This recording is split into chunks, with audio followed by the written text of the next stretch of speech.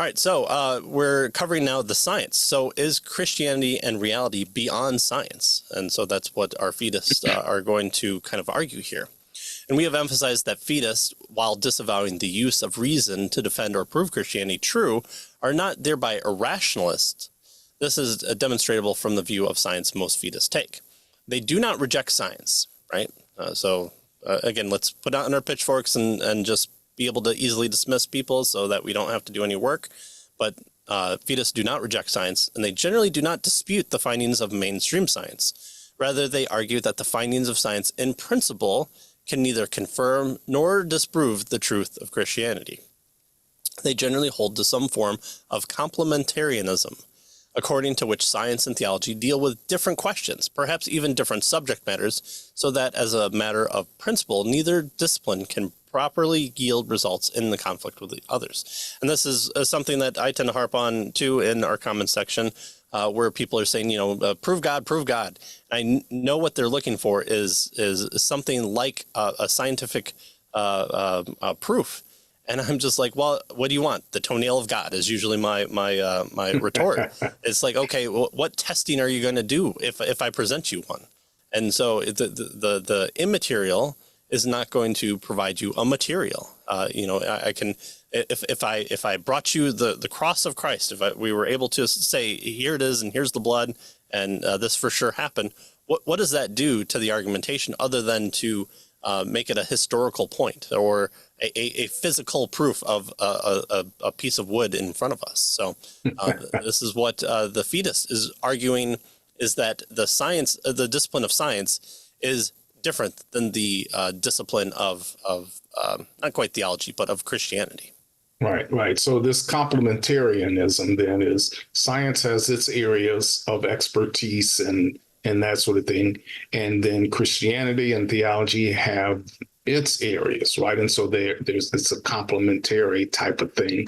And there's really no crossover. That's kind of the thing. Now, there are various ways to look at how Christianity and science work, right? There's the conflict method, and there's the comprehensive method where they both work together to give us a full view of the world. In this kind of approach, though, they both talk about different things. Science has its area of expertise, and theology and religion has its area of expertise. So that's kind of the position that is taken by the Fideists here.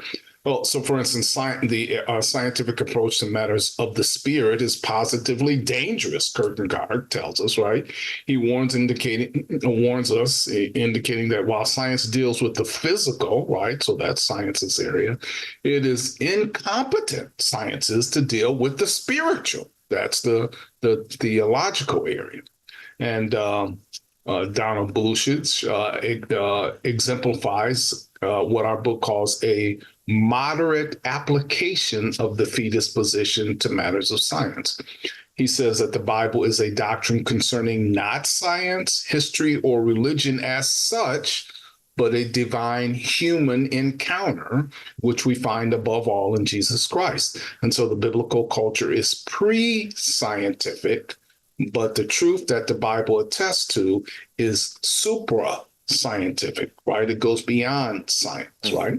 And so like apologists of other approaches, Bluich reserves judgment on whether scripture is actually contradicted by the physical facts. He says, I readily grant that forms of expression in scripture may conflict with science, but science is not the final norm. Why? Well, because scientific theories are constantly in flux. They're constantly changing, and the scriptures don't, right? And so the caution here is if you attach your theological beliefs based on some scientific theory, and the theory changes, now what does that do to your theological belief, right? And so there may be some conflicts. Part of it has to do with the flux, the changes that happen in scientific theoretical discourse. Mm-hmm. Yeah, the geocentrism of yesterday is the solid state theory of a little less than yesterday. And then who knows, maybe all these theories developing on how God can take 333 dimensions and string theory will be replaced when we go, oh, what were we thinking when we were doing that? And so you know, it's always it should always be tempered, that idea to for Christians or anybody to hitch their wagons to trademark the science. Right? Mm-hmm.